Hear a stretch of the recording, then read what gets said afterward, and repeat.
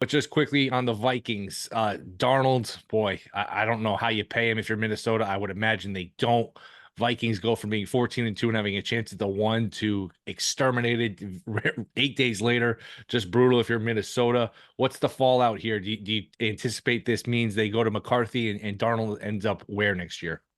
Yeah, I think they likely do go with McCarthy. I think probably they're going to do that anyways. And then now these final two games kind of solidified that game plan, especially because those were the two biggest games of the year. So you can't really trust him in a big spot moving forward. Where does he end up next year?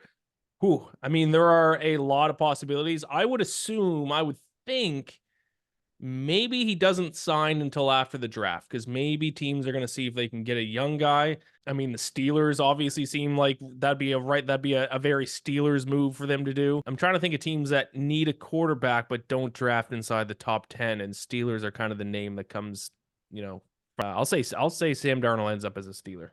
That's a good one. That's kind of what I was thinking because I don't think, if you have a top five pick, you probably just go the quarterback route, even in a bad quarterback draft. And you don't want to put him on a complete rebuild team and just have him carry the team and have him be your franchise guy. Yeah. But if you put him on a team with a pretty good defense, and you got Pickens and maybe add some skill guys, as we see this year, he can be kind of the missing piece, at least for a little bit until he falls apart. So yeah, Steelers make some sense.